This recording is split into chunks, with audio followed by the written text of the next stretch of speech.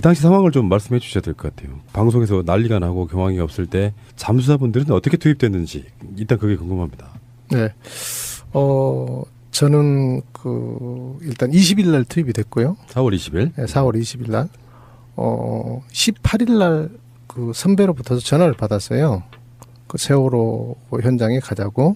가고는 싶었는데 어떻게 갈 수 있는 방법이 또 좀 그렇고 또 솔직히 용기도 또 안 나고 그래서 어떻게 할까 하는데 뭐 TV에서 뭐 500명이 있다고 그러고 그래서 그래 그럼 뭐 안 가도 되겠다 이렇게 생각도 하고 있었는데 한편으로는 500명이 있어도 저 사람들은 안 될 텐데 하는 생각은 했어요. 그래서 가야 되는데 하는데 마침 선배한테 18일 날 전화가 왔어요. 세월호 가자고. 그래서 형 기다리고 있었습니다. 그랬는데 선배가 그분이 공우영 씨예요. 예. 공우영 재판 받으신 분. 주위에 또 일 좀 잘하는 친구들이 있으면 같이 좀 데려와라 그러더라고. 그래서 또 마침 제 후배한테 전화를 했어요. 그랬더니 이 친구도 그러더라고요. 자기 기다리고 있었다고 전화 기다리고 있었다고 누군가한테는 전화하고 올 것 같은데 형님 전화 오셨네. 그래서 그래 그럼 내일 가자 그러고 이제 그러고 19일 날 새벽에 이제 서울에서 출발을 했어요. 그랬는데 19일 날 저녁에 목포를 도착을 해서 평목항으로 들어가려고 있는 중에 전화가 다시 왔어요. 전화가 와갖고 해경 경비정이 평목항에서 출발을 해버려서 지금 못 들어간다. 내일 아침에 들어와라. 그래서 돌려왔는데 가다 어디쯤에서 돌려왔냐면 목포 지나서 거기 저 수문 있고 한데 더 지나서 그쯤에서 돌려왔어요. 근데 돌려오면서 너무 의아하더라고. 사람 지금 없다는데 일 제대로 못하고 있다는데 밤에라도 배가 가면 되지 않는가. 그렇죠. 해경배가 한두 척 있는 것도 아닌데. 그렇죠. 근데 왜 돌아가라고 그러지? 그러고 이제 좀 기분 나쁘더라고요. 그래서 목포에서 잤어요. 그날 저녁에 자고 다음날 아침에 이제 새벽에 일찍 일어나서 출발을 했는데 평목항으로 오지 말고 서망항으로 오라고 그러더라고요. 서망항에서 기다리고 있는데 배가 안 와요. 한 11시쯤인가? 새벽부터 가서 11시쯤이나 돼서 배가 온 것 같아요. 그래서 그때쯤 들어갔는데 삼천 고함으로 내려가더라고요. 삼천 고함에서 이제 뭐 간단하게 뭐 썼던가 뭐 그랬던 것 같아요. 그러고 갔는데 그러고 이제 그때 당시 그날까지 다이빙을 이렇게 세 사람이 하고 있더라고요. 세 사람이. 그러니까 뭐 그 500명 있는 사람들 많은 있었지만은 정작 일할 수 있는 사람은 없었고 그 전날 그러니까 우리보다 먼저 들어간 동료 3명이서 그날 저녁에 작업을 했대요. 해경하고 해군이 아니고 민간 잠수사 3분이 그때까지 잠수를 하고 있으셨다고요? 네, 그 전날 이제 잠수해서 그 전날 처음 수습을 한 거예요. 19일 날 세구. 네. 그게 저희 이제 먼저 간 동료 3사람이에요. 그래서 그 전날 그날까지 배가 그러니까 한국해양기술이라는 배에서 다 잠수를 했더라고요. 바지선이 없어서 바지선이 없어갖고. 네. 그런데 이제 우리 가니까 바지선을 이제 오후에 세팅을 하고 금호 바지선. 네, 금호 바지선 세팅을 하고 이제 삼천 고함에서 대기하고 있다가 세팅 끝나고 나니까 바로 가서 다이빙을 했죠. 근데 가서 바로 가서 물시간에 맞춰서 세팅을 하고 물시간에 맞춰서 거의 들어갔으니까요. 들어가서 뭐 10분 정도 있다가 잠수복을 갈아입고 제가 아마 다이빙을 한 것 같아요. 그랬는데 뭐를 느꼈냐면요. 이거는 너무나 질서도 없고 그야말로 아비규환이구나. 우리 잠수할 시간이 돼서 잠수를 하려고 그러니까 들어가려고 하니까 한 100명 정도가 배로 올라와요. 한 100명 정도가 배로 올라오는데 전부 다 팔짱 끼고 구경하고 있어요. 그래서 우리 3명 갖고 3명이 있었고 6명이 잠수를 하는데 구경하고 있는 사람은 100명이에요. 그분들이 누구신가요? 구경하시는 분들. 그 사람들이 누구냐면 먼저 갔던 그러니까 그 아마추어 다이버들 네네. 또 해경 교대 근무자들. 해경은 아마 3교대로 한 것 같더라고요. 교대 근무자들. 네. 근데 전부 다 팔짱만 끼고 있어요. 아무도 들어가지는 않고. 들어가 봐야 또 그때는 안 됐고요. 그런 장비로는 안 됐고 스쿠바 공기통으로는 거기서는 될 수가 없는 작업이거든요. 아. 그러니까 안 됐고. 근데 그게 한 3일 정도를 계속 그런 상황이었어요. 그러니까 물이 멈춰서 일할 시간대쯤 되면은 막 진짜 이런 말 하면 좀 그렇지만 방송에서 개떼같이 올려오는 거예요. 일을 하지도 않고 그거를 해경이 통제를 한 게 아니라 유가족의 네. 호근 씨가 네. 하루 이틀 이렇게 보니까 필요 없는 사람들이 그 사람들이 보니까 너무 복잡하고 그러니까 배를 이렇게 접안을 하려고 그러면은 못 접안하게 하더라고요. 그때부터 이제 배 접안하려고 그러면 로프 던지면 로프 다시 던져버리고 오지 말으라고 그러고 그래서 아마 정리가 되고 그때부터 이제 조금 이제 그 약간씩 질서 잡아준 게 유가족이에요. 해경이 아닌 유가족. 근데 그 시점이 질서가 잡힌 시점이요. 며칠 20일 한참 이후였다는 거예요. 그렇죠. 20일 이후에 22일 날 정도부터 22일부터. 그러면은 당시에 사건 났을 때 네. 정부에서는 뭐 잠수사나 장비를 총동원해가지고 구조하고 있었다라고 했지만 사실은 첫 지신이 나온 게 19일 새벽이니까 한 3일 정도는 그냥 흘러갔던 거고요. 19일 새벽이 아니라 정확하게 20일 새벽이죠. 아하. 그러니까 19일 밤 늦게.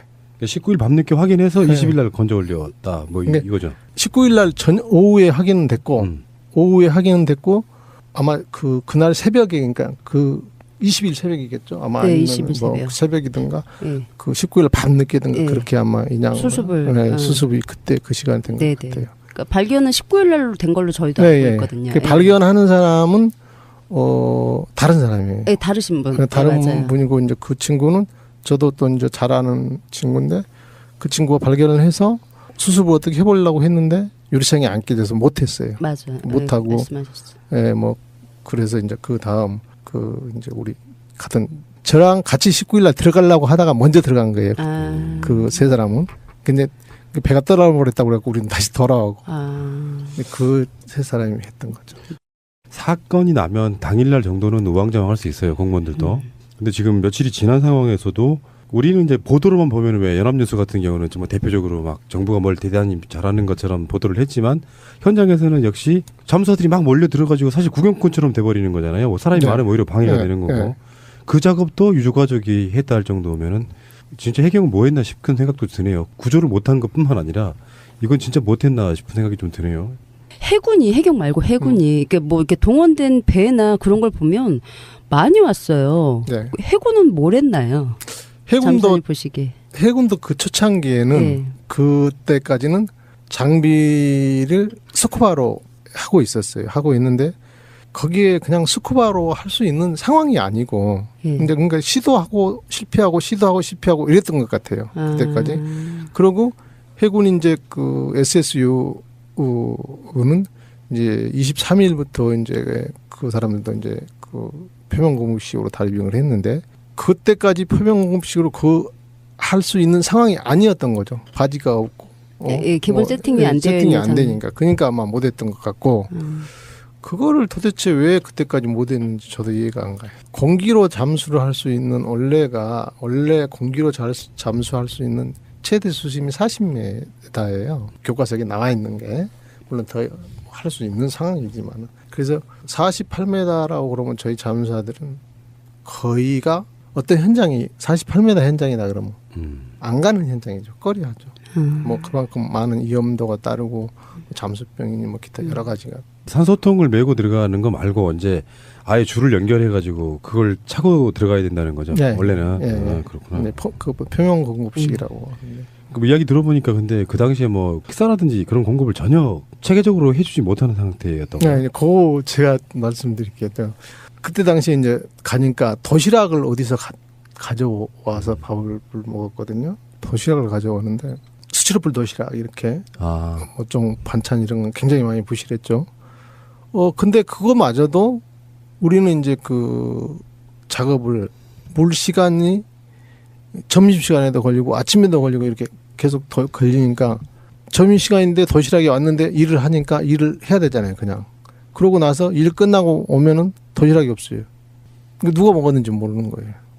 그만큼 전혀 질서가 없고 아무것도 없었던 거예요. 그만큼 그러니까 그 아마 나중에 있는 생각하기에는 아마추어 잠수사들도 있었고 해경들도 있었고 그때는 다 그런 게 보급이 안 되니까 그 사람 배고프니까 있으니까 먹었던 것 같아요. 우리 잠수함 옥이라고 갖고는 왔던 것 같은데 다른 사람도 밥을 안 먹었으니까 이제 아마 그래서 먹었던가. 그래서 우리는 또 밥 못 먹었던 것도 아이고. 있었고 그래서 뭐 컵라면 하나씩 먹고 또 때웠던 것도 있었고 그랬죠. 주무시는 데는 있으셨어요? 아 금호 예, 금호바지. 금호바지에서는 잘 데가 거의 없었죠. 예, 그쵸. 없었고 작아서. 한 평 반이나 두 평도 안 되겠네. 두 평도 안 되는 방이 있었는데 선원들이 자는 방이에요. 선원들 4명이서 자는 방이거든요. 선원들 4명이서 자는 한 평 반이. 그 사람들도 이제 거의 칼잠을 자다시피 하고 해야 되는데 우리가 그때 이제 6명에 이제 나중에 한 8명 정도 되니까 잘 데가 없잖아요. 없으니까 거기서 쭈그리고 앉아서 잔 경우도 있었고 밖에 이제 그 방 앞에가 주방이 겸 이렇게 있었는데 그 주방에서 이렇게 탁자에서 그 유호근 씨랑 유호근 씨예요. 유호근 씨랑 또 한 분 가족이 계셨는데 그분은 하고 또 우리 공영잠수사랑 몇 사람들은 밖에서 그 간이 의자 있잖아요. 이렇게 동그랗게 조그만 의자 거기에 앉아서 거의 꼬박 날새는 경우도 며칠 있었고 그게 그때는 4월 달이라 엄청 추워요. 바다라. 그렇겠죠. 예. 예. 추우니까 뭐 거의 추워서 잠을 못 잘 정도였죠. 그때는. 그리고 뭐 그게 23일까지는 하여튼 그랬던 것 같아요. 4월 16일 날 사고가 나고 나서 23일까지는 그렇게 우왕좌왕 상태였는데 그 후로 나타나는 게 언딘 리베로입니까? 네. 그 후로 23일 날 언딘 리베로가 왔죠. 그 언딘 리베로가 나타나고 나서는 상황이 좀 그때 잠수사분들은 뭐 하고 계신 거예요? 언딘 리베로가 오면은 네. 그러니까 주체가 바뀌는 것뿐 잠수사분들은 계속해서 똑같은 작업을 그렇죠. 하셨다고? 네. 그러니까 배만 왔을 뿐 뭐 다른 거는 아무 관계가 없는 거죠. 혹시 근데 대우나 뭐 이런 건 좀 더 좋아졌나요? 아니 많이 좋아졌죠. 첫째 뭐가 좋았냐면 샤워를 할 수 있었어요. 샤워를 할 수 있었고 잠을 잘 수가 있었고 잠을 잘 수가 있었고 나중에 물론 뭐 사람 저희 부족해서 잠잘 곳이 부족해서 컨테이너에서 자고 했지만은 일단은 샤워를 할 수 있었어요. 언딘 그 리베로가 고성에서 건조를 하고 있었다고 그래요. 맞아요. 네. 건조하고 있었는데 건조가 다 아직 덜 끝난 상태에서 왔던 걸로 알고 있어요. 근데 오니까 아직 뭐 샤워 시설 이런 게 아직 뭐 끝 마무리가 아직 안 됐더라고요. 그래도 하여튼 뭐 그거 보니까 우리는 좋았죠. 근데 언니 리베로에서도 그 의료 지원을 뭐 받는다거나 초반에는 그게 되게 어려웠다고 하세요. 어려운 게 아니라 없었죠. 아예 그냥. 아예 없었고 언든 리버로 오기 전에는 우리 이제 참바도 없어서 언든 리버로 오기 전에 잠수병이 걸린 사람은 해군 그 평택함이 있어서 예. 거기서 참바 감압 챔버 예, 말씀하시는 거 잠수하고 올라와서 이제 계셔야 되는. 예. 네. 거기서 치료 받아서 저도 23일 날 그 해군 참바에서 치료받고 왔었고 그 언딘 리버로가 온 다음에는 그런 건 좀 많이 좋아졌죠. 혹시 상주하시는 의사분이 계셨나요? 아니 전혀 없었죠. 리베로가 왔어도? 없었죠. 전혀 없었고 이강옥 잠수사가 사망 이후에 네. 그때부터 이제 의사도 있었고 그때부터 처음에는 그때도 의사는 없었고 군의관이 며칠 있다가 이제 의사가 배치가 되더라고요. 국가라고 하는 게 이게 무슨 6.25 시절의 이야기도 아니고 현대 국가 선진국을 바라보는 나라의 국가에 이런 사건이 났음에도 불구하고 전혀 시스템이 없었다는 얘기잖아요. 일단은. 그렇죠. 이건 뭐 국가라고 할 수가 없는 거였죠. 전혀 뭐 그러니까 제가 아까도 말씀드렸지만은 아비규환 전쟁터 총성 없는 전쟁터구나 이렇게 생각했어요. 그만큼 질서가 없고 그만큼 그러면은 이제 뭐 조금 더 이제 더 내밀한 이야기 한번 여쭤보겠습니다. 우리 황 잠수사님께서는 물속에 들어가셔가지고 몇 군을 수습하셨어요, 본인이? 제가 수습한 사람은 정확하게 잘 모르겠어요. 그리고 저희들은 내가 몇 골을 수습했다 이거는 좀 같이 이야기하기가 싫고요. 그거는 아닌 것 같고 내가 수습을 하기 위해서는 앞 사람이 수습하게끔 만들어줬고 또 뭐 길을 개척해 놓고 그러니까 우리 전체가 다 하는 거지 그렇죠. 내가 한다 이거는 좀 아닌 것 같아요. 그러니까 얼마나 아비규환인지를 한번 여쭤보려고. 네, 네. 근데 그 질문한 이제 이유는 이런 거예요. 그 아무리 뭐 냉혈 인간이라고 해도 네. 그런 사람은 사실 존재하지 않지만 자발적으로 내 새끼들 빠진 것 같은 느낌에 달려가셔가지고 결국에는 그런 것들을 보고 한다는 것 자체가 사실은 엄청난 고통이잖아요. 예. 그래서 처음 첫 다이빙에 제가 첫날 이제 그 가장 못 잊는 게 첫날 다이빙하고 이제 또 두 가지가 가장 못 잊는 게 있는데 첫날 다이빙 때 들어가자마자 이제 그때는 시야가 안 나왔거든요. 안 보였어요. 안 보이고 유리창 깨고 이렇게 손으로 더듬으니까 머리가 한 서너 같이 딱 잡히더라고요. 그러니까 내가 감당이 안 되더라고요. 어떻게 감당이 안 돼서 막 소리 질렀어요. 막 소리 지르면서 누구한테 하는지 모르는데 욕을 막 했어요. 어떻게 이걸 주체를 못 하겠더라고요. 그 전에까지 집에서 이제 처음에 TV 볼 때는 난 다 살 수 있을 거라고 생각했었거든요. 충분히 저 정도 큰 배가 저 정도 기울었을 때는 다 살 수 있다. 이렇게 생각을 했고 그런데 갑자기 뭐 300 몇 명이 사망을 했다고 하니까 이해를 못 했지만은 그걸 막상 내가 이제 들어가서 이렇게 애들을 접하게 되니까 막 어떻게 뭐라고 할까 막 미쳐버릴 것 같은 심정이더라고요. 그래서 막 소리 질렀던 게 그리고 욕했던 거. 그게 아마 지금까지도 아마 치료를 해야 되는 부분으로 남아 있을 것 같은데요. 치료는 계속 했었고요. 앞으로도 계속 해야 될 것 같고 인터뷰 하나 뭐 다른 사람들이 그런 이야기를 물어봐요. 뭐 그 현장 생각이 나느냐 가끔이 아니거든요. 항상 나요. 그 생각이 나는 게 항상 눈 뜨나 감으나 항상 그거는 생각이 나는 거고 이게 뭐 트라우마 이야기하고 있는데 그 트라우마가 그걸 항상 생각이 나는 게 아니라 내서 그 트라우마가 있는 게 아니라 제 같은 경우에는 감정 조절 안 되는 거, 잠 안 오는 거, 뭐 이런 거가 좀 된 것 같아요. 감정 조절 가장 못 하고 있어요. 아까 그 말씀하셨던 그 머리가 몇 구가 잡히더라는 그게 아마 굉장한 충격이었던 것 같아요. 혹시 잠수사님은 30년 정도 하시면서 주로 하셨던 일이 이런 일은 아니었을 거 아닙니까?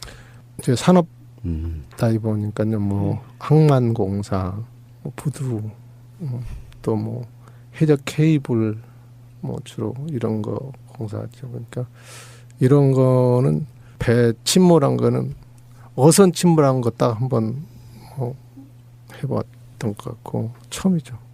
처음이니까 여기서 제가 느낀 게 정말 사람이 살아있었다고 볼 수가 없구나. 흔히 이런 이야기 하죠. 파리 목숨이라. 제가 느낀 거래요. 나도 파리 목숨인 거야. 혹시 가족분들이 이런 말씀을 하셨을지도 모르겠습니다. 가까운 분들이. 그럼 왜 갔냐고. 대접도 못 받고. 이렇게. 근데 왜 갔냐고는 안 그랬는데요. 저도 뭐 항상 내가 그냥 하고 싶은 대로 하고 살았으니까. 저희 딸 같은 경우에는 한 달 동안 잠을 못 잤어요. 그런 것 때문에 이제 가서 뭐 위험하지 그 밖에서 그때 당시에는 욕 먹었거든요. 모든 매스컴이 그 매스컴에 언딘 잠수사로 네. 그렇죠. 여론몰이가 돼서 그렇죠. 그래갖고 그런 것 때문에 이제 잠도 못 자고 그랬던 그렇죠. 거. 우리도 마찬가지. 처음에 그래서 나갈까 말까 가자. 또 그러면 또 안 되지. 그런 게 한 몇 번 있었어요. 그런데 언젠가 어느 날인가는 배에다가 당신들이 우리 아이들의 마지막 희망입니다. 뭐 이런 프랑카드가 있더라고요. 그거 보고 내가 잘못 이러면 안 되지 다시. 그러고 또 일 잘했던 것 같아요. 이게 이제 이렇게 된 거죠. 지금 좀 이해를 좀 돕기 위해서 사건이 나고 며칠은 우왕좌왕하던 그게 있었고 사실은 지금 잠수사님한테는 시간적으로 해당이 안 되는 것 같긴 합니다만 아직도 우리는 한 2, 3일 동안은 에어포켓이 있었을 거라고 한번 초청해보는 측면도 있고요. 네. 그러다가 언딘이라고 하는 해경의 공식 군환 업체가 들어온 거예요. 네. 그러면 이제 우리는 그때 당시에 어떤 정보들을 들었었냐면은 그때는 언딘이라는 이름을 잘 몰랐었고 공식적으로 이제 잠수사들을 모집하고 다닌다 해서 뭐 전화 통화로 뭐 금액이 얼마라는 등 뭐 이런 식으로 이야기가 됐던 측면이 있었지만 지금 황 잠수사님 같은 경우엔 실제로 먼저 들어가서 일을 하다가 자연스럽게 언딘이 하는 그 작업에 마치 소속원처럼 돼버린 상황인 건데 우리들 입장에서 약간 의심이 그러니까 이해가 안 되는 게 물론 어디에 뭐 잠수라고 하는 특수한 직업의 군들이 얼마나 많을지 모르겠습니다만 언딘이 공식 업체였음에도 불구하고 그들이 직접 당장 이렇게 긴급하게 출동시켜서 할 수 있는 인원 자원은 없었다는 거죠. 그렇죠. 잠수 그 회사들이 대부분 잠수 인력은 없어요. 필요할 때만 부르는 필요할 때만 부르는 거고 언딘이라는 업체는 저도 거기 가서 처음 들어봤어요.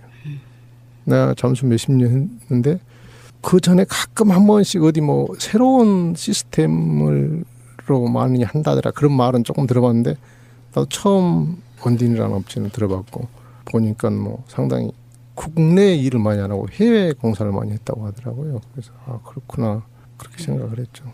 우리가 시즌 1에서 언딘만 주로 한 2, 3회 이상 다뤘던 걸 기억이 나는데 그 부분에 뭐 이제 잠수사님이 더 아실 것 같지는 않고 본인의 경험만 제가 여쭤보고 있는데 그때 잠수사도 한 번 사망하셨잖아요. 네. 그 당시 상황은 어떻게 된 거예요? 이광옥 잠사 네. 말씀하시는 건가요? 네. 이광옥 잠사는 그때 당시 이제 그러니까 그날에 5월 6일날 사망했죠. 5월 6일 이때쯤 그러니까 그 5월 6일이 소조기 때였어요. 이게 소조기 때 그러고 이제 그 무렵에 맞춰서 VIP가 온다. 박근혜. 네. 네. 그러니까 인원을 충원을 많이 해라. 응? 그리고 이제 지금 그때 당시에 이제 그 5월 6일 이전까지 희생자들이 많이 막 나오다 약간 주춤했을 때죠. 그러니까 인원을 좀 많이 투입을 해서 해라. 그래서 우리들은 지금 인원으로도 충분하다. 돌아가는 게 굳이 올 필요는 없다. 그러고 투입하라고 했을 때 우리 아는 사람들한테는 전화를 엄청 많이 했어요. 다. 저도 한 5명 정도한테 전화를 했는데 다 안 온다고 그래요. 그러니까 이 핑계 저 핑계 대고 분명히 놀고 있는 줄 아는데 이 핑계 저 핑계 대고 안 온다고 그러더라고요. 그래서 굳이 그러고 이제 저희들은 이제 다 나만 한 게 아니라 다 자기 주위에 이제 다이버들 잠수를 좀 어느 정도 할 수 있는 사람 그러니까 산업 현장에는 있는 사람들은 근데 대부분 다 일을 하고 있거나 이제 안 온다고 그래서 그러면 우리끼리 그냥 꾸려 나가자 이렇게 하고 이제 잘 나가고 있는 상황에서 뭐 VIP 온다고 증원해라. 뭐 60명까지 증원을 해라. 어쩌고 이제 그런다고 하거든. 60명 하면 거기 60명이서 하면은 며칠에 한 번씩 할 수밖에 없는 상황인데 다이버 그렇게 사람이 많다고 해서 되는 그렇죠. 저거가 아니에요. 공간적 제약이 있는 거죠. 네, 공간적 제약도 있고 그러면은 예를 들어 사람이 60명이 있어갖고 지금 하루에 내가 2번 들어가는 거를 3일에 한 번 정도 들어간다. 그럼 더 저것만 감만 떨어지는 거죠. 배 안으로 들어가면은 내가 어디까지 했더라라는 그런 그렇죠. 감 갖고 같이 나가는. 그렇죠. 그거 이제 계속 그 라인 연결하고 그 다음 사람한테 이제 인계해주고 이런 거 하는데, 그러니까 그렇게 되면 훨씬 더 불편한 거예요. 그래서 우리가 이 정도 우리 인원 갖고도 지금은 된다. 그러니까 괜찮다. 하는데도 자꾸 인원을 충원을 하라고 그래서 그 전날인가 그 전날에도 그 평목항으로 우리 다이버가 면접을 하러 갔어요. 면접을 하러 갔는데 아침에 이제 우리 다이버 한 명하고 해경 관계자 한 명하고 보내서 쓸만한 애 있으면 데리고 와라 가서. 근데 우리 다이버들은 어떤 사람이 쓸만한 건지 말 한마디만 해보면 다 알거든요. 어디서 일했냐, 무슨 일 했냐 물어보면은 이게 그냥 왔어요 저녁 때. 그래서 야 쓸만한 사람이 한 명도 없어요 그러더라고. 그 평목항에 있는 500명이랑 그 있었던 사람 밖에서 인터뷰도 하고 이런 사람들은 실제로 현장에서 일을 한 번도 안 해본 사람들인데 전부 다. 진짜 프로들은 또 따로 있는 거죠. 그렇죠. 그러니까 여기에 안 맞는 사람이라고 생각하고 하나도 안 데리고 왔어요. 그랬는데 5일날 저녁에 두 사람이 왔더라고요. 그게 이강옥 씨하고 양영수 씨인가 친구분 이강옥 씨 친구 두 분이에요.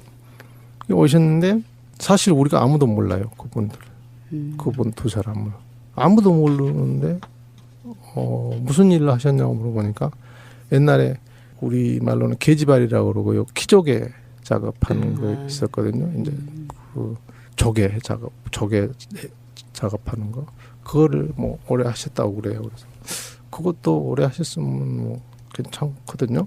그래서 그런가 보다 하고 이제 그래서 그날 저녁에 원래는 이제 낮에 왔다가 이제 주의 교육을 계속 시키고 저녁에 이제 친구분은 6시에 우리 다이버 한 사람하고 이제 폐하해서 가서 이제 보기만 해라 하고 이제 가서 다이빙을 했고 그 다음이 이제 그분인데 그분은 가이드라인이라고 그러죠. 이제 가이드라인이라고 이제 위에서 우리는 그 하강 상승줄 로프 하강 로프 이거를 옮기라고 그래서 이제 옮기려고 그걸 하는 건데 그 옮기는 것도 그래요.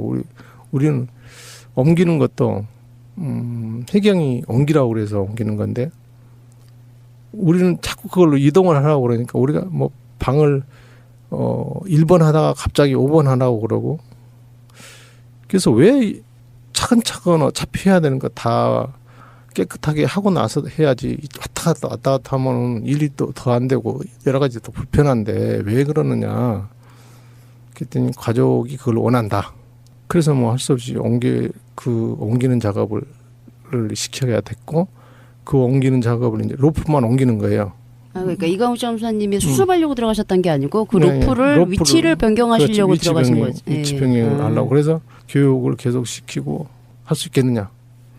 사실은 이제 그 로프 위치 변경은 누구나 다 아무나 할 수 있는 거거든요. 근데 시야가 잘 안 나오니까 조금 불편하긴 하겠죠. 그래도 뭐 그 정도는 거기에 와서 일할 수 있는 실력이라면 당연히 해야 된다고 생각을 했으니까. 그러고 이제 밤 12시에 하기로 했는데 밤 12시에 파도가 많이 쳐서 안 했어요. 작업을. 못 했어요.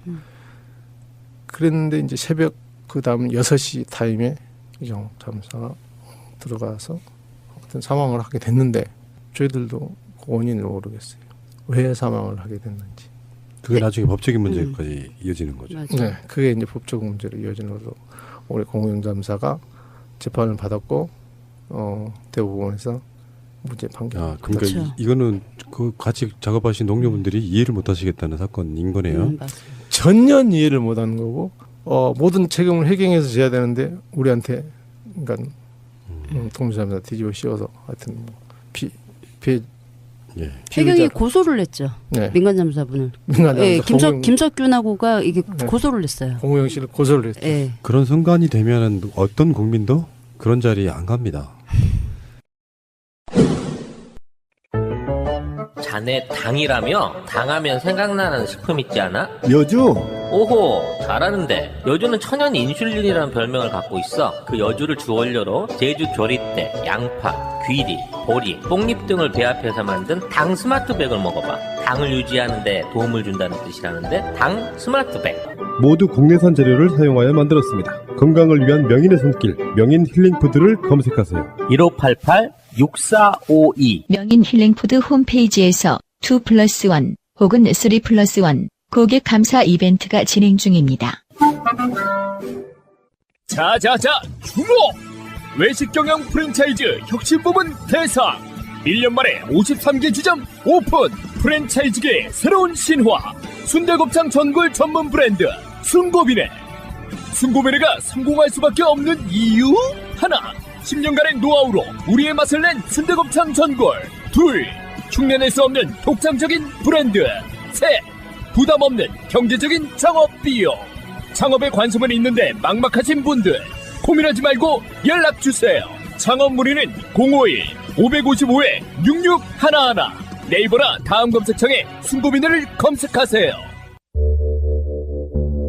지금부터 당신은 평생 잊을 수 없는 숫자를 듣게 됩니다. 특히 술을 먹은 후 반사적으로 이 숫자가 떠오를 것입니다. 1800-6606 1800-6606 1800-6606 1800-6606 1800-6606 1800-6606 대리운전은 1800-쌍육공육 아주 그냥 번호가 입에 착착 붙는다. 1800-6606 잊어버릴 수가 없네 번호를. 세월호가 인양돼서 그때 그 누워있던 자세로 지금 있는 거잖아요. 예. 그러면 대충 물속에서 일이지만 어디에 어디쯤에가 좀 덜 수색됐다 이런 정도는 대부분 다 아실 것 같은데 제가 보니까 4월 20일 날 투입되셔가지고 7월 10일 날 나오셨으면 7월 10일까지는 거의 대부분 다 수습이 된 상태에서 계속 딜레이 되고 있다가 11월 달까지 간 거잖아요. 그렇죠. 그럼 어느 지역이 다 제대로 수색이 안 됐다는 건 대부분 다 아실 것 같은데. 그렇죠.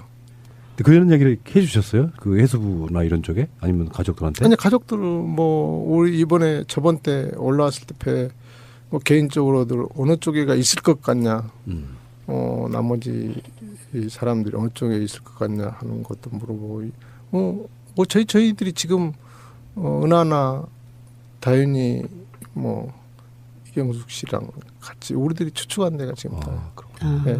하긴 그게 가장 정확하겠네요. 네. 거의 지금 거기서 있었더라. 혹시 수색을 못 하셨던 부분이 있나요? 근데 우리가 그쪽은 수색을 안 했어요. 거기 지금 그 다윤이하고 하나 이쪽에 있던 수색을 우리가 안 했어요. 우리는 선수정만 수색을 했죠. 선수정만 수색을 했고 중간에는 해군이 했고 그 맨 저기 선미 쪽에는 지금 다윤이하고 나오는 데하고 이쪽에는 88이라는 업체가 했죠. 이 정도 기간이면 거의 3달에서 한 10일 빠지는 거거든요. 그 정도를 계속 물속으로 들어가셨다고 하면은 세월호 안에 대한 그 내용은 거의 빠삭하게 저는 알고 있다고 하는 게 가장 더 맞는 얘기 같고요. 근데 아까 말씀하신 중간에 VIP 온다고 그랬잖아요. 네, 맞습니다. 왔었어요. 그 뒤로. 4일날, 5월 4일날. 네, 그렇죠? 5월 4일 날인가? 그 뒤로 왔어요. 하여튼 왔어요. 날짜는 정확히 잘 모르겠고 왔어요. 그렇게 늦게 와서 뭘 어떻게 하는 건가요? 그러니까 왔는데 그것도 민광군이라고 그랬잖아요. 네. 이제 민광군 합동수색이라고 했는데 저희들 다 못 나오게 하더라고요. 아 맞아 그런 일도 있었어요. 못 대통령 나오게. 방문했을 때 해경하고 해군들은 다 해서 악수하고 인사했는데 민간 잠수사들은 나오지 말라고 해서 어디 방인가 다 들어가 있으라고. 네. 그러면 그 박근혜 씨가 바지선까지 왔다는 거예요? 네, 예. 바지선까지 왔어요. 고도가 크게 났었나요? 그것 때문에 났어요. 민간 잠수사분들 못 나오게 막았다고. 그때 그래서 잠깐 가다 놓고 못 나오게 했다고 민간 잠수사분들. 그리고 이제 해경하고 해군만 인사하고 격려받고 그러고 갔어요. 그러면 뭐 특별한 어떤 주체가 실제로 고생하고 있는 민간 잠수사들하고 못 본 거죠. 그냥 갔어요. 민간 잠수사들하고 대통령하고의 벽을 하나 만들어 놓은 거네요. 예, 얘기를 못 하신 거죠. 그렇죠. 뭐가 어렵다, 어떤 걸 지원해달라 이런 얘기 자체를 못 한 거예요. 이거 좀 정말 이해가 안 가는 것 같은데 만약에 민간 잠수사들이 자기들이 민감한 이야기나 이런 거를 대통령한테 전달할까봐? 글쎄요. 모르겠어요. 하여튼 알수 없죠. 저희가 대표로 2명만 나와라 그랬는데 공영 잠수하고 우리 이제 후배하고 나갔는데 그것도 저 제일 뒤에 가족하고 같이 옆에다 제일 뒤에다 세워놓길래 그냥 들어와 버렸어요. 그냥 들어와 버리고 안 나갔어요. 그랬더니 그 다음에는 뭐 나가지도 못하게 그 동선 이렇게 정해놓고 뭐 고개도 못 내밀게 하더라고요. 근데 정말 그건 이해가 안 되는 것 중에 가장 세월호 사건은 자체가 이해 안 되게 너무 많긴 하지만 실제로 국가와 민족을 위해서 최근에 그 문재인 대통령이 뭐 이렇게 순직 뭐 이런 개념을 이야기한 것처럼 그렇게 오신 분들이야 그럼 대통령이 공무원 아닌 민간인들한테 더 먼저 치하를 하는 게 맞거든요. 고생한다고. 근데 그걸 그렇게 못하는 것도 이해가 안 되고요. 그러면 좀 민감할 수도 있는데 하나만 여쭤볼게요. 더 비밀계약서 이야기 좀 여쭤보고 싶어요. 언딘과의 비밀계약서. 한참 이렇게 말이 많았잖아요. 서약서 썼다고. 그 현장에 있었던 얘기를 밖에 나가서 하지 말라고. 아 그런 거는 네. 그건 아마 썼던 것 같아요. 근데 그거는 웬만한 현장 가면 다 써요. 아 그래요? 네. 아, 원래 쓰는 거예요, 그게? 거의 의례적인 거다. 의례적인 그거는 그리고 국영 특히나 저기 국가 일을 하면은 이제 국가에서 발주하는 일을 하면은 항상 그런 거는 거의 써요. 무슨 일이 있을지 모르니까 만약에 의례적으로 써놓는 거다. 네, 그건 거의 써요. 저희가 뭐 예를 들어서 한강에 무슨 조사한다 이런 거 하면은 다 쓰고 해요. 큰 일은 아니고 의뢰 그냥. 네, 그런 건 거의 써요. 그러면 잠수사님이 그때 한 3개월 가까이 계시면서 정말 이건 말도 안 된다 했던 여러 가지 것들 아까 말씀하신 거 제외하고 진짜 언젠가 기회가 되면 꼭 이런 이야기 꼭 해보고 싶었다 해서 광장 같은 데 나가서 하셨던 이야기들을 다시 한번 말씀해 주신다면. 이게 가장 말도 안 된다고 느꼈던 거는 정부가 제 할 일을 못했다. 사실상 정부가 없었다. 네, 무정부 상태다. 이건 정부가 아니었다. 그런 거였고, 그럼 누구나 다 지금 알고 있는 이야기지만은 초동 대책을 잘못했다. 뭐 여러 가지가 있겠지만은 어떻게 됐든 간에 내 상식으로 봤을 때, 그러니까 잠수를 오래 하고 바다를 많이 알고 배를 많이 아는 상식으로 봤을 때 거의 대부분이 살 수 있는 걸 그렇게 많이 희생을 시켰다. 이런 거는 그런 거. 그러니까 저도 이해를 할 수가 없어요. 왜 그렇게까지 처음부터서 구조를 못했는가? 진짜 너무 무능해서만이라고만 생각하십니까? 아니면 뭔가 잘못된 뭔가 체계가 있다거나 뭐 이렇게 생각해 본 적이 없어요? 다 무능이라고 설명하기는 좀 설명이 안 되는 부분도 있잖아요. 그러게요. 무능이라고 생각하기는 전혀 아닌데 도대체가 이해를 못 하겠어요. 그 아무리 무능하다고 그래도 기본이라는 게 있잖아요. 아니 그건 정부가 없어도 할 수 있는 일이에요. 그러니까 어떻게 보면은. 기본이라는 게 있는데 기본 자체가 없었던 거기 때문에 이건 뭐 무능이라고만 볼 수 없는 거죠. 그러니까 내가 일반 사인이고요. 비슷한 일을 내가 한다면 현장에 가서 처음에는 우왕좌왕해요. 근데 이걸 체계적으로 하자 해서 누군가가 나서갖고 체계를 만들고 어떤 여러 가지 방법들을 만들어내면서 이게 어느 순간에 딱 전열이 정비가 되거든요. 근데 해경은 뭐 월급도 안 주는 어디 해적이 아니잖아요. 국가의 막대한 예산들이 지원되는 곳이라고 하면 그거 자체를 현장에서 보시니까 도저히 이해할 수 없었다 이 말씀인 거잖아요. 그렇죠. 네. 근데 거기 오랫동안 계셨어요. 그럼 나올 수 있는 상황이 아니었습니까? 아까도 말씀드렸지만은 몇 번 나오려고 했었다고 그랬죠. 몇 번 나오려고 했는데 제가 나오면 안 되잖아요. 그거 같아요. 그러니까는 여러 이제 잠수사분들 진술하신 거를 다 읽어보고 이제 인터뷰를 들어보면 따님한테 전원 구조를 듣고 다 구해졌을 거야라고 말씀을 하셨대요. 황 네. 잠수사님도. 네, 그거 보셨네요. 저 그랬어요. 네, 그러다가 이제 이게 아니구나 하다가 이제 가야 될까 말까 하다가 이제 연락이 오서 가셨는데 상황을 모르셨던 거죠. 그 현장 상황을. 네, 그러지 못한 상태, 알지 못한 상태에서 내가 잠수를 할 수 있으니까 가서 좀 도와줘야겠다라는 생각을 가지고 이제 단순하게 가셨는데 상황이 너무 이제 말도 안 되게 방금 말씀하셨지만 식사도 뭐 잠자리도 그렇게 제공이 안 된 상태에서 이제 들어가서 직접 잠수를 하면서 이제 수습을 하나하나 하면서 나오실 수가 없는 상황이 되셨던 거예요. 그렇죠. 그러니까 이게 내가 잠을 못 잔다고 해서 나 못해 하고 나오실 수 있는 상황이 되지 않으셨던 거죠. 그러니까 아까 팜플렛 하나 팜플렛을 그거 보고도 마음을 다잡으신 분들이잖아요. 일반 사람들은 그렇게까지는 못 하거든요. 근데 저희 입장에서는 근데 더 이제 가슴 아픈 건 그렇게 해서 아이들이나 그 일반 시민들을 많이 수습을 해주셨는데도 뭐 문자 하나로 이제 바전에서 떠나달라. 네. 뭐 잠수하는 그렇죠? 방법이 바뀌었다 해서 거의 쫓겨나다시피 해서 이분들이 나오셨어요. 네. 7월 10일 이후에. 네. 7월 10일 날. 7월 7일 날 태풍이 와서 배가 피항을 했어요. 피항을 목포로 했고 피항을 하면서 저희들은 이제 피항을 해야 되니까 다 나왔죠. 휴가를 이제 갔죠. 그래서 태풍이 지나간 10일 날에 다시 이제 집계를 하기로 했어요. 그런데 9일 날 저녁에 이제 내려와야 되잖아요. 10일 날 아침에 목포에 집계를 하니까 9일 날 저녁에 내려오는데 문자가 왔더라고요. 고속도로상에서 저는 문자 받았어요. 해경청장이 그동안 뭐 수고했다. 뭐 잠수 방법이 바뀌었다. 뭐 그랬으니 좀 뭐 쉬셔라. 이렇게 그렇게 문자가 왔더라고요. 그 바뀌었다는 게 뭘 뜻하는 거예요? 우리는 이제 그 공기로 잠수를 했었고요. 라이트록스라고 이제 88에서 했던 작업이 있어요. 이제 그거는 이제 공기에다가 산소를 조금 이제 혼합을 시켜서 하는 건데 그 방법이 조금 더 오래 물속에서 체류를 할 수 있다. 사실 조금 더 오래 할 수는 있어요. 근데 사람 바꿔야 될 이유는 있나요? 그렇죠. 사람 바꿔야 될 이유는 없는 거고 그 방법을 그럼 써서 하면 되는 거고. 그러고 그게 이제 그 지금 그 라이트록스를 쓰고 있는 산업 현장은 세계 어느 곳에도 없어요. 라이트록스를 산업 현장에서는 그러니까 아마추어에서는 쓰고 있지만은 산업 현장에서는 위험할 수 있기 때문에 안 써요. 그리고 라이트록스를 쓰면은 그게 아주 진짜라 좋은 저거고 하면은 군대에서 써야죠. 군대에서는 아직 안 써요. 미 해군도 안 쓰는 거고. 그래서 저희들은 라이트록스를 조금 꺼려를 하죠. 그 이제 사고 나면 생명하고 직결될 수 있는 상황이 될 수가 있으니까 그리고 그 수심에서는 그렇게 많이 시간 세이브가 안 돼요. 얕은 수심은 많이 되는데 깊은 수심에서는. 그래서 그걸 안 쓰는데 이제 그게 저희들이 느끼기에는 저는 지금도 그렇게 느끼고 있어요. 공우영 잠수사를 기소를 하기 위해서 그런 게 전체를 바꾸려고는 처음에는 안 했는데 공우영 잠수사한테 이야기를 했던 것 같아요.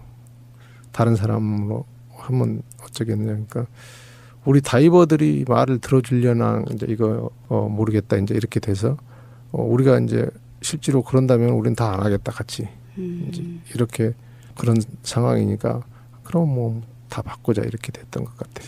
그러면 이런 거는 좀 어떤가요? 저희들은 이제 현장에 가보지는 않았지만 또 세월호 얘기를 너무 많이 들어서 아마 제가 알고 있는 정보가 실제 세월호 사건에서 일어난 현상보다 한 150%는 더 뻥튀겨지거나 부풀렸을 가능성이 있는데 예를 들어서 세월호 앵커가 부산에 있다고 그랬죠. 네. 그러면은 예초에 처음에 작업할 때는 국민적으로 모여 들어가지고 잠수 시작하셨던 분들 중에 진짜 베테랑 등만 남고 나머지 다 떠나신 거잖아요. 아마추어나 이런 분들은 빼고 네. 결국에는 몇 개월 하신 건데 그 후에 또 다른 작업이 필요했을 때 증인이 될 수도 있는 사람들은 빼냈다는 의심 같은 건 제가 해볼 수 있다고 생각을 하거든요. 세월호 앵커를 굳이 끄집어내가지고 그걸 잘라서 부산에 갖다 놨을지는 사실 좀 이해가 안 되는 측면이 있잖아요.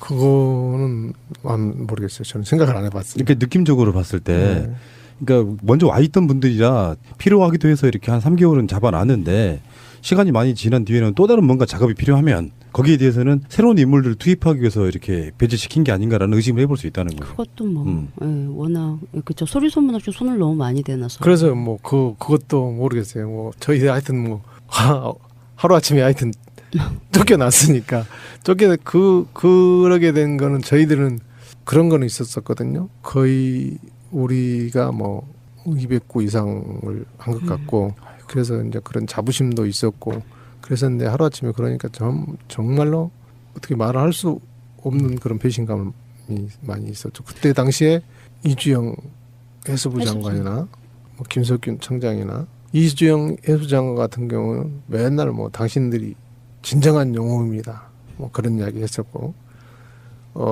또 우리 공영 잠수사한테는 의형제 맺자 그런 이야기도 해서 진짜 정치인들은 진짜 나쁜 사람들이야. 그런 거 보면 우리 순진한 사람들 아주 그래서 자기네들 거기서는 진짜 거기 있을 때는 그래놓고 뒤통수를 친 거죠. 그러니까 너무 우리한테 충격이 컸죠. 초반에는 시민들이 너무 몰랐어요. 그러니까 식사가 그렇죠. 이렇게 되셨는지도 물론 몰랐고 전혀 몰랐고 이렇게 나오신 다음에도 치료가 제대로 되지 않으셨어요. 제가 알기로는. 네. 근데 그 방송에는 나오죠. 뭐 이렇게 치료를 해주기로 어떤 뭐 기관을 지정을 해서 뭐 지원을 해준다라고 얘기를 했는데 정확히 지금도 제대로 치료를 받고 있는지조차도 저희 일반 시민들은 지금 모르거든요. 근데 더 기가 막힌 건 이분들이 그 전원을 수습하지 못한 거, 그러니까 모든 실종자분들을 찾지 못한 거를 너무 미안해하고 계신다는 게 저는 더 죄송한 거예요. 이분들한테 미안해하세요. 되려. 예, 다 못 찾아준 게 너무 미안하다면서.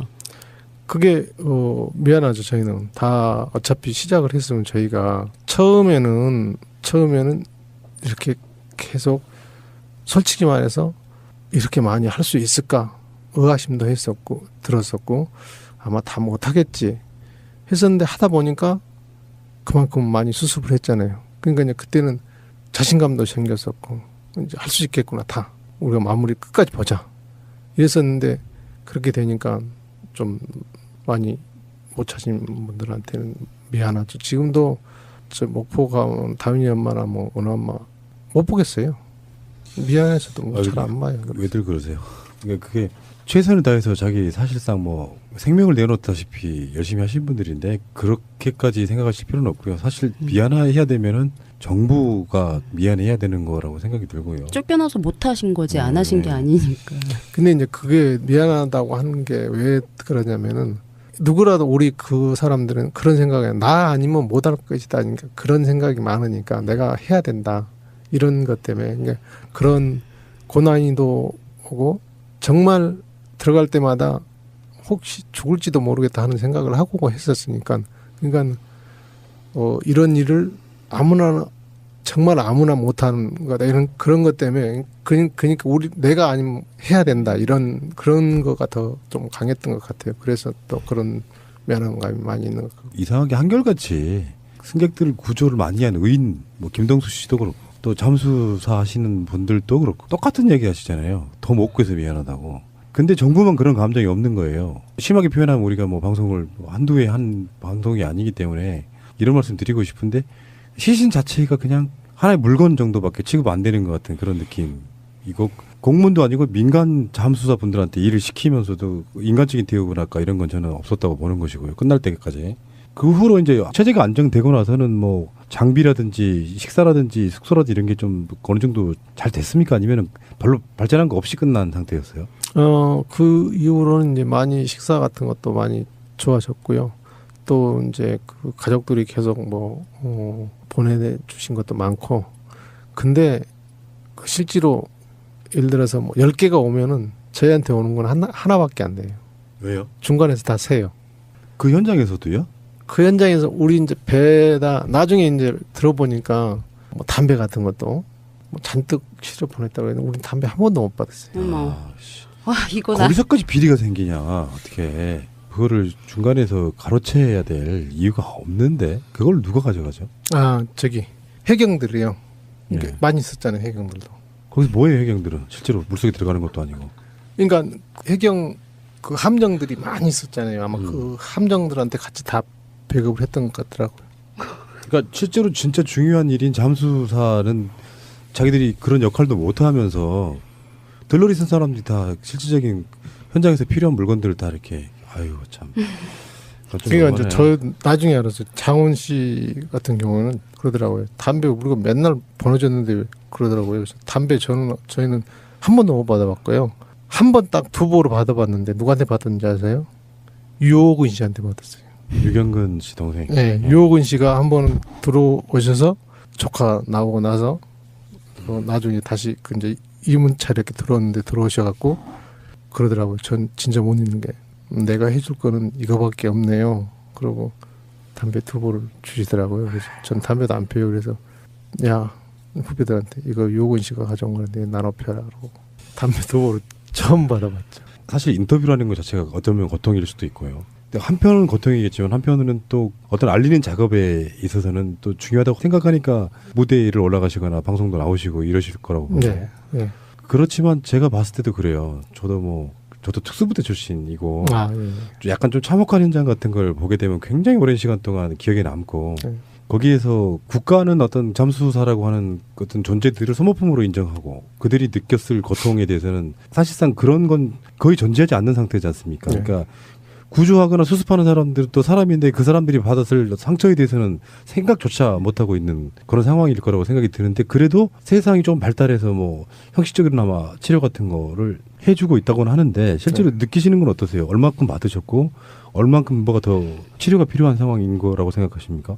흔히 이야기하는 이제 트라우마는 제가 이렇게 느끼기에는 평생 받아야 될 것 같고 항상 기분이 이제 기복이 심하니까 그리고 저 심할 때는 너무너무 심했어요. 얼마나 저 같은 경우는 심했냐면은 매일 눈 뜨면은 죽을 생각만 했어요. 어떻게 해서 죽을까 이 생각밖에 안 했었어요.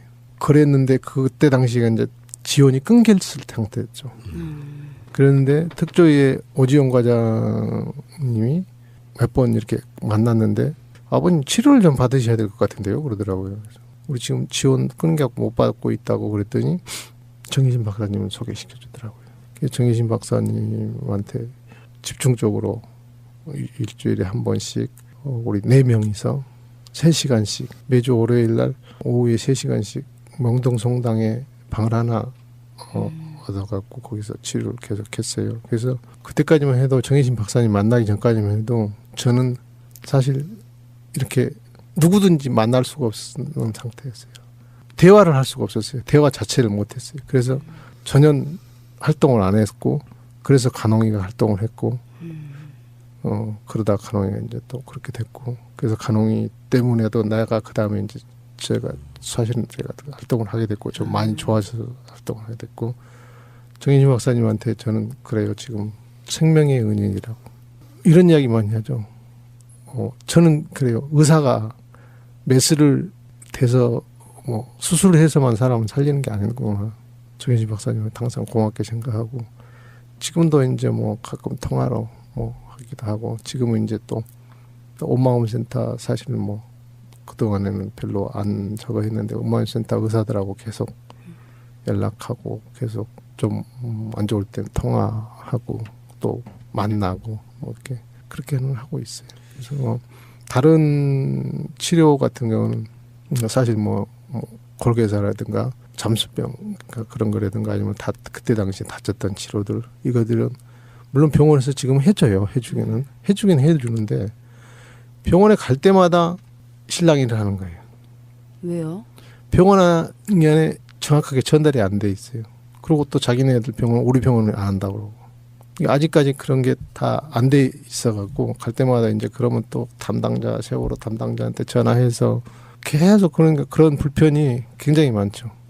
지금도. 그러니까 내가 계속 다니는 병원 같으면 괜찮은데 뭐 다른 데 옮겨갖고 예를 들어서 간다 그러면 이제 또 다시 이제 그런 거 해야 되고 실랑이 해야 되고 또 뭐 세월호 담당자 찾아서 또 하고 또 그렇게 찾아도 또 어떤 병원은 우리 병원 안 한다 하더라고. 치료받는 절차까지도 저렇게 불편하게 사람을.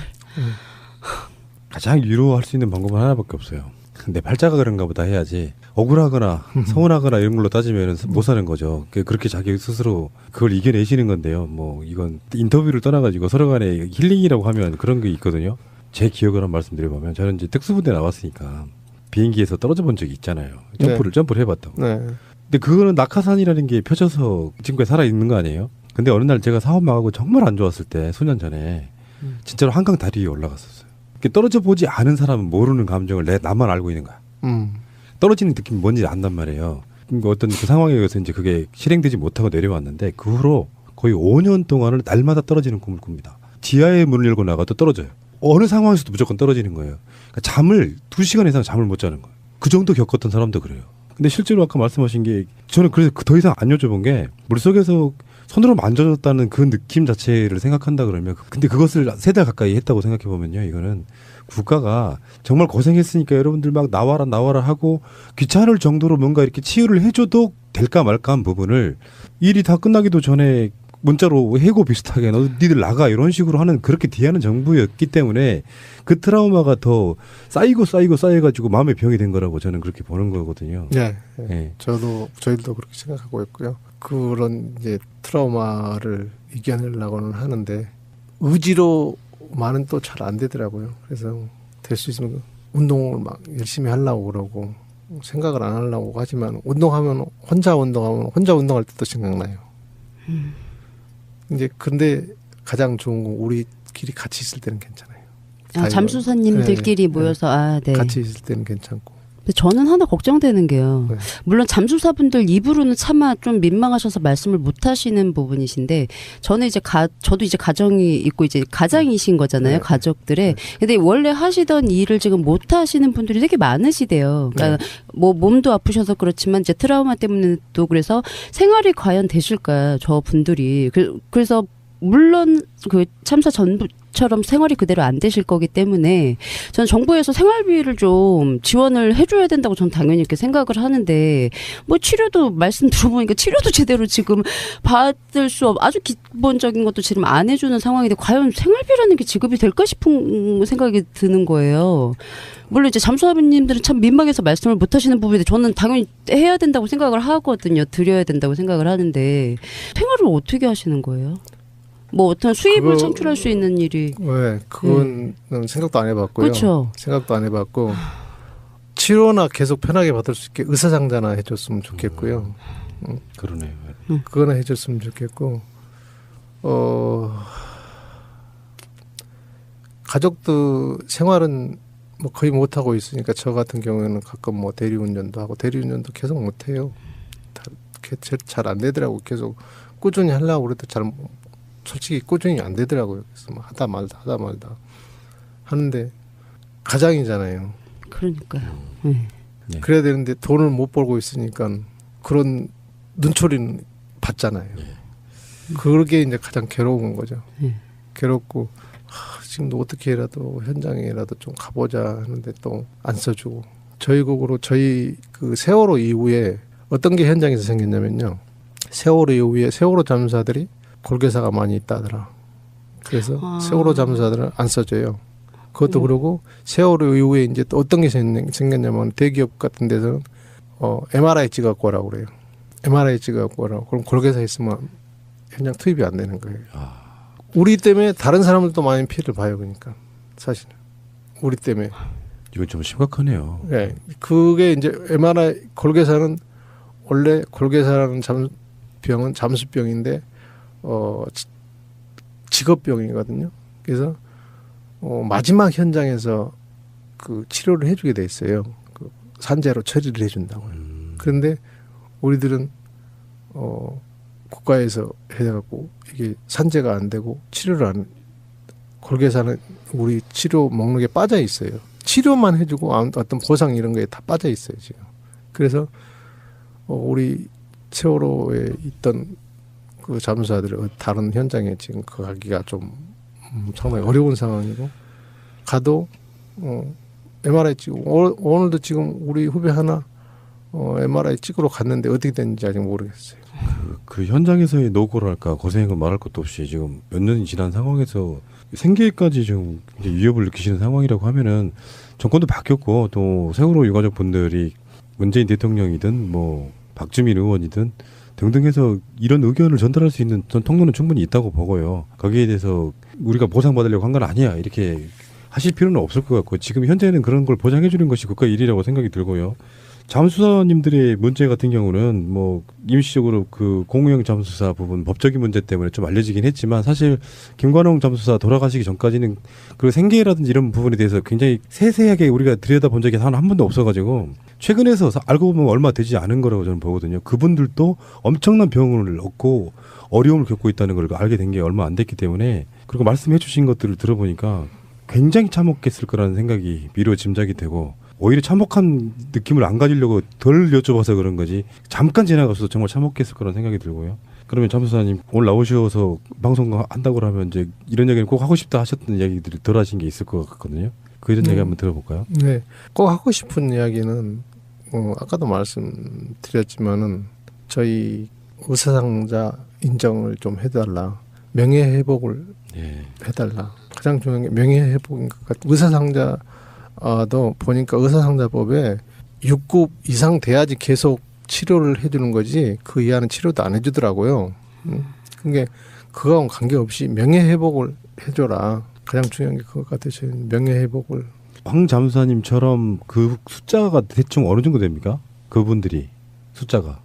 저희는 민간 잠수사라고 이야기하면은 우리 모임이 지금 3명인가 그래요. 얼마 안 되네요 생각보다는. 네, 총 25명이었는데 그동안에 지금 2명이 사망을 했고 김관홍 잠수사 1명 사망했고 사실 지금 매스컴에 안 알려졌지만은 한 사람이 또 자살을 했어요. 김관홍 잠수사보다 먼저. 근데 그거는 가족들이 절대 못하게 해서 안 알려졌거든요. 그냥 저희 동료 2명을 잃었죠. 그래서 지금 23명 정도 되는데 우리 민간 잠수사라고 하면 우리는 23명이라고 이야기를 해요. 물론 해경에서 이야기하는 건 100몇십 명이에요.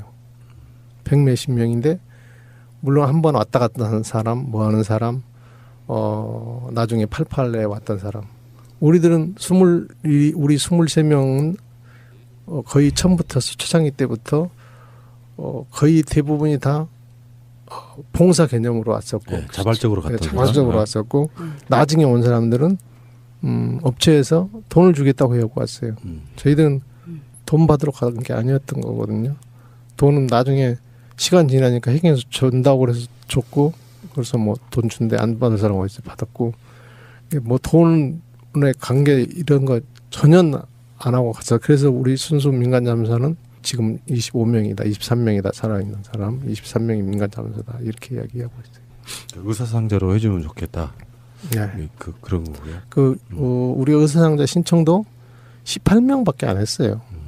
나머지 는 몸이 전혀 괜찮아서 조금씩 이상이 있는 사람 18명만 신청을 했었거든요. 다 받으셔야 될 텐데. 트라우마 몸은 괜찮으셔도 트라우마가 좀 심하실 텐데 왜? 근데 트라우마라는 게 받아야 되는데 그냥 있는 거예요, 다들.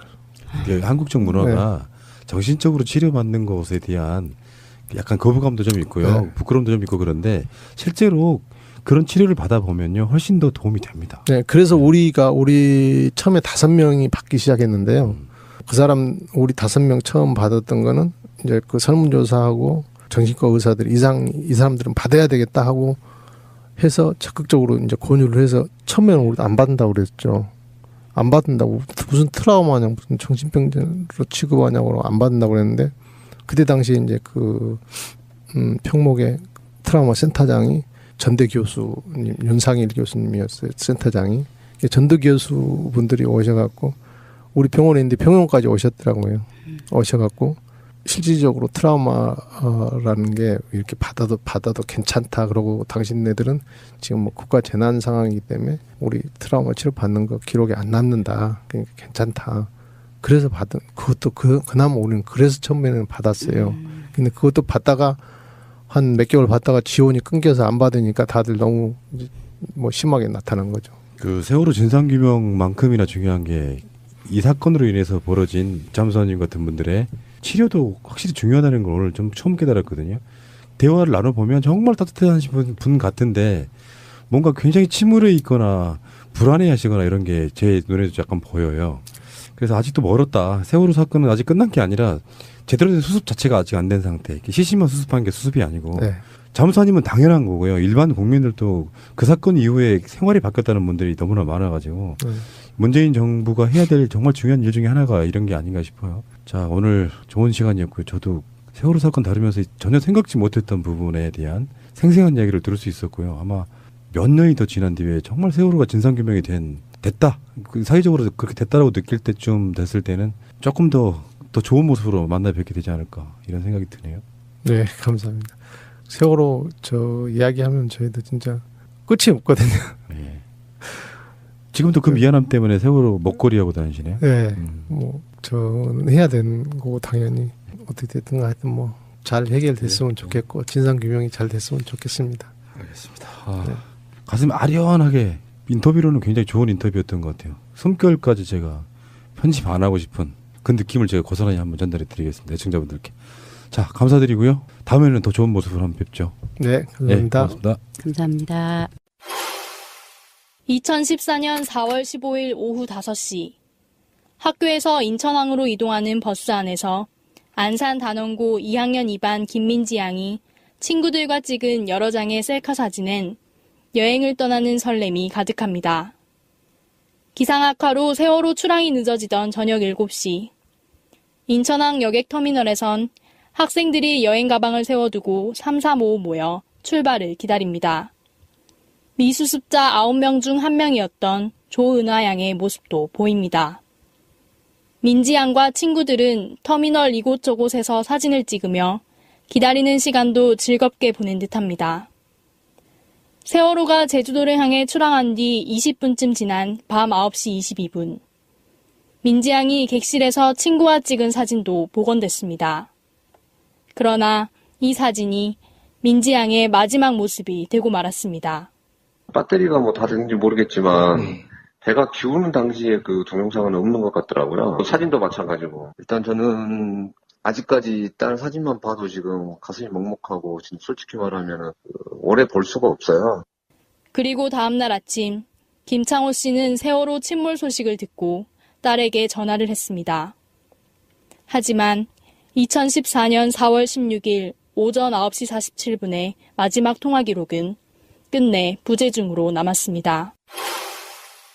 오늘 오후 1시 45분쯤 세월호 선체 3층 주방구역에서 사람 상반신 일부로 추정되는 뼈 한 점을 찾았습니다. 배 안에서 뼈가 발견된 건 지난달 22일 이영숙 씨 유해를 발견한 이후 18일 만입니다. 해양수산부는 신원 확인을 위해 국립과학수사연구원에 DNA 분석을 의뢰할 예정입니다. 현재 객실부 수색이 막바지를 향하는 가운데 다음 달 시작될 화물칸 수색을 위한 준비 작업도 시작됐습니다. 화물칸에는 차량 185대, 컨테이너 105개를 비롯해 철근, 식자재 등이 실려 있습니다. 오늘 화물칸 진입구 4곳을 뚫고 수색팀이 들어가 오염 정도와 장애물 등을 살폈는데 수색이 만만치 않을 것으로 보입니다. 취재진이 입수한 화물칸 내부 사진입니다. 노란색 화물용 컨테이너 옆으로 승용차 여러 대가 어지럽게 엉켜 있습니다. 진흙이 잔뜩 묻은 흰색 승용차 뒷부분엔 녹색 번호판도 그대로 달려 있습니다. 대형 화물차 역시 진흙에 완전히 뒤덮여 있습니다. 해수부와 선체조사위원회는 화물칸에 있을 수 있는 미수습자 유해를 찾기 위해 조만간 구체적인 수색 방식을 확정할 계획입니다. 세월호 잊지 않겠습니다. 이제부터 시작입니다. 물이 멈춰서 일할 시간대쯤 되면은 막 진짜 이런 말 하면 좀 그렇지만 방송에서 개떼같이 올려오는 거예요. 일을 하지도 않고 그거를 해경이 통제를 한 게 아니라 유가족의 호근 씨가 하루 이틀 이렇게 보니까 필요 없는 사람들이 그 사람들이 보니까 너무 복잡하고 그러니까 배를 이렇게 접안을 하려고 그러면은 못 접안하게 하더라고요. 그때부터 이제 배 접안하려고 그러면 로프 던지면 로프 다시 던져버리고 오지 말으라고 그러고 그래서 아마 정리가 되고 그때부터 이제 조금 이제 그 약간씩 질서 잡아준 게 유가족이에요. 해경이 아닌 유가족. 근데 그 시점이 질서가 잡힌 시점이요. 며칠부터 20일 한참 이후였다는 거예요. 그렇죠. 20일 이후에 22일 날 정도부터 22일부터. 그러면은 당시에 사건 났을 때 정부에서는 뭐 잠수사나 장비를 총동원해가지고 구조하고 있었다라고 했지만 사실은 첫 지신이 나온 게 19일 새벽이니까 한 3일 정도는 그냥 흘러갔다는 거고요. 19일 새벽이 아니라 정확하게 20일 새벽이죠. 아하. 그러니까 19일 밤 늦게.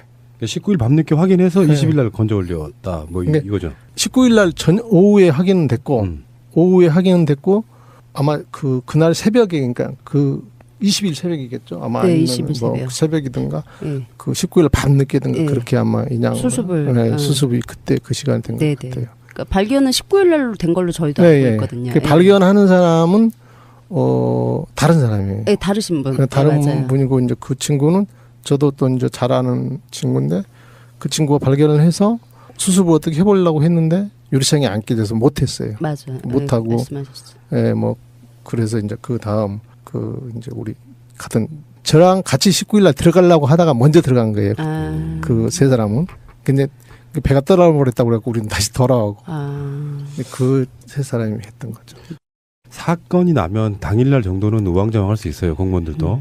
근데 지금 며칠이 지난 상황에서도 우리는 이제 보도로만 보면 왜 연합뉴스 같은 경우는 정말 대표적으로 막 정부가 뭘 대단히 잘하는 것처럼 보도를 했지만 현장에서는 역시 잠수사들이 막 몰려 들어가지고 사실 구경꾼처럼 돼버리는 거잖아요. 뭐 사람이 많으면 오히려 방해가 되는 거고 그 작업도 유가족이 했다 할 정도면은 진짜 해경은 뭐 했나 싶은 생각도 드네요. 구조를 못한 것뿐만 아니라 이건 진짜 못했나 싶은 생각이 좀 드네요.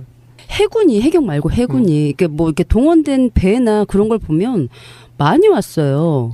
해군은 뭘 했나요? 해군도 그 초창기에는 그때까지는 장비를 스쿠바로 하고 있었어요. 하고 있는데 거기에 그냥 스쿠바로 할 수 있는 상황이 아니고 근데 그러니까 시도하고 실패하고 이랬던 것 같아요. 그때까지. 그리고 해군 이제 그 SSU는 이제 23일부터 이제 그 사람들도 이제 그 표면공급식으로 다이빙을 했는데 그때까지 표면공급식으로 할 수 있는 상황이 아니었던 거죠. 바지가 없고 기본 세팅이 안 되니까 그러니까 아마 못했던 것 같고 그거를 도대체 왜 그때까지 못했는지 저도 이해가 안 가요. 공기로 잠수를 할 수 있는 원래 공기로 잠수할 수 있는 최대 수심이 40m예요. 교과서에 나와 있는 게 물론 더 할 수 있는 상황이지만 그래서 48m라고 그러면 저희 잠수사들은 거의가 어떤 현장이 48m 현장이다 그러면 안 가는 현장이죠. 꺼려하죠. 뭐 그만큼 많은 위험도가 따르고 잠수병이니 뭐 기타 여러 가지가. 산소통을 메고 들어가는 거 말고 이제 아예 줄을 연결해가지고 그걸 차고 들어가야 된다는 거죠. 네. 원래는. 예, 예. 그렇구나. 네, 그 표면 공급식이라고. 그 이야기 들어보니까 근데 그 당시에 뭐 식사라든지 그런 공급을 전혀 체계적으로 해주지 못하는 상태였던 거예요. 네, 그거 제가 말씀드릴게요. 그때 당시에 이제 가니까 도시락을 어디서 가져와서 밥을 먹었거든요. 도시락을 가져오는데 수치로불 도시락 이렇게 뭐 좀 반찬 이런 건 굉장히 많이 부실했죠. 근데 그거마저도 우리는 이제 그 작업을 물 시간이 점심 시간에도 걸리고 아침에도 걸리고 이렇게 계속 걸리니까 점심 시간인데 도시락이 왔는데 일을 하니까 일을 해야 되잖아요. 그냥. 그러고 나서 일 끝나고 오면은 도시락이 없어요. 누가 먹었는지 모르는 거예요. 그만큼 전혀 질서가 없고 아무것도 없었던 거예요. 그만큼. 그러니까 그거 아마 나중에 있는 생각하기에는 아마추어 잠수사들도 있었고 해경들도 있었고 그때는 다 그런 게 보급이 안 되니까 그 사람 배고프니까 있으니까 먹었던 것 같아요. 우리 잠수함옥이라고 갖고는 왔던 것 같은데 다른 사람도 밥을 안 먹었으니까 이제 아마 그래서 먹었던가. 그래서 우리는 또 밥 못 먹었던 것도 있었고 그래서 뭐 컵라면 하나씩 먹고 또 때웠던 것도 있었고 그랬죠. 주무시는 데는 있으셨어요? 금호 바지에서는 잘 데가 거의 없었죠. 예, 그렇죠. 없었고 작아서 한 평 반이나 두 평도 안 되겠네. 2평도 안 되는 방이 있어요. 그러니까 그날에 5월 6일날 사망했죠. 5월 6일 이때쯤 그러니까 그 5월 6일이 소조기 때였어요. 이게 소조기 때 그러고 이제 그 무렵에 맞춰서 VIP가 온다. 박근혜. 네. 예. 그러니까 인원을 충원을 많이 해라. 응? 그리고 이제 지금 그때 당시에 이제 그 5월 6일 이전까지 희생자들이 많이 막 나오다 약간 주춤했을 때죠. 그러니까 인원을 좀 많이 투입을 해서 해라. 그래서 우리들은 지금 인원으로도 충분하다. 돌아가는 게 굳이 올 필요는 없다. 그러고 투입하라고 했을 때 우리 아는 사람들한테는 전화를 엄청 많이 했어요. 다. 저도 한 5명 정도한테 전화를 했는데 다 안 온다고 그래요. 그러니까 이 핑계 저 핑계 대고 분명히 놀고 있는 줄 아는데 이 핑계 저 핑계 대고 안 온다고 그러더라고요. 그래서 굳이. 그러고 이제 저희들은 이제 다 나만 한 게 아니라 다 자기 주위에 이제 다이버들 잠수를 좀 어느 정도 할 수 있는 사람, 그러니까 산업 현장에는 있는 사람들은 근데 대부분 다 일을 하고 있거나 이제 안 온다고 그래서 그러면 우리끼리 그냥 꾸려 나가자 이렇게 하고 이제 잘 나가고 있는 상황에서 뭐 VIP 온다고 증원해라, 뭐 60명까지 증원을 해라 어쩌고 이제 그런다고 하거든. 60명 하면 거기 60명이서 하면은 며칠에 한 번씩 할 수밖에 없는 상황인데 다이버 그렇게 사람이 많다고 해서 되는 저거가 아니에요. 공간적 제약이 있는 거예요. 네, 공간적 제약도 있고 그러면은 예를 들어 사람이 60명 있어갖고 지금 하루에 내가 2번 들어가는 거를 3일에 한 번 정도 들어간다 그러면 더 저것만 감만 떨어지는 거죠. 배 안으로 들어가면은 내가 어디까지 했더라라는 그런 그렇죠. 감 갖고 같이 나가는. 그렇죠. 그거 이제 계속 그 라인 연결하고 그 다음 사람한테 이제 인계해주고 이런 거 하는데, 그러니까 그렇게 되면 훨씬 더 불편한 거예요. 그래서 우리가 이 정도 우리 인원 갖고도 지금은 된다. 그러니까 괜찮다. 하는데도 자꾸 인원을 충원을 하라고 그래서 그 전날인가 그 전날에도 그 평목항으로 우리 다이버가 면접을 하러 갔어요. 면접을 하고 갔는데 아침에 이제 우리 다이버 한 명하고 해경 관계자 한 명하고 보내서 쓸만한 애 있으면 데리고 와라 가서. 근데 우리 다이버들은 어떤 사람이 쓸만한 건지 말 한마디만 해보면 다 알거든요. 어디서 일했냐, 무슨 일 했냐 물어보면은 이게 그냥 왔어요 저녁 때. 그래서 야 쓸만한 사람이 한 명도 없어요 그러더라고. 그 평목항에 있는 500명이랑 그 있었던 사람 밖에서 인터뷰도 하고 이런 사람들은 실제로 현장에서 일을 한 번도 안 해본 사람들인데 전부 다. 진짜 프로들은 또 따로 있는 거죠. 그렇죠. 그러니까 여기에 안 맞는 사람이라고 생각하고 하나도 안 데리고 왔어요. 그랬는데 5일날 저녁에 2사람이 왔더라고요. 그게 이강옥 씨하고 양영수 씨인가? 친구분. 이강옥 씨 친구 2분이에요. 오셨는데 사실 우리가 아무도 몰라요. 그분들. 그분 2사람을. 아무도 모르는데 무슨 일을 하셨냐고 물어보니까 옛날에 우리 말로는 계지발이라고 그러고 키조개 작업하는 거 있었거든요. 이제 그 조개 작업하는 거 그거를 뭐 오래 하셨다고 그래요. 그래서 그것도 오래 하셨으면 뭐 괜찮거든요. 그래서 그런가 보다 하고 이제 그래서 그날 저녁에 원래는 이제 낮에 왔다가 이제 주의 교육을 계속 시키고 저녁에 이제 친구분은 6시에 우리 다이버 한 사람하고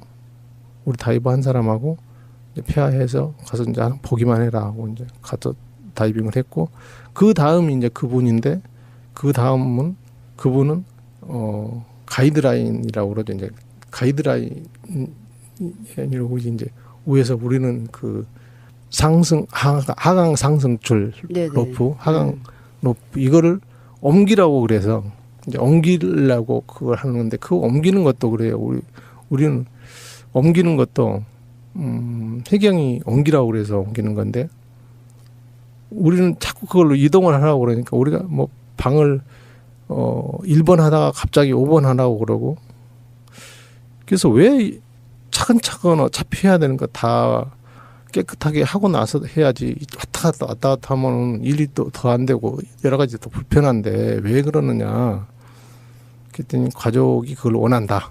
그래서 뭐 할 수 없이 옮기는 작업을 시켜야 됐고 그 옮기는 작업을 이제 로프만 옮기는 거예요. 그러니까 이강욱 점사님이 수습하려고 들어가셨던 게 아니고 그 로프를 위치를 변경하시려고 들어가신 거죠. 위치 변경을 하려고 그래서 교육을 계속 시키고 할 수 있겠느냐. 사실은 이제 그 로프 위치 변경 누구나 다 아무나 할 수 있는 거거든요. 근데 시야가 잘 안 나오니까 조금 불편하긴 하겠죠.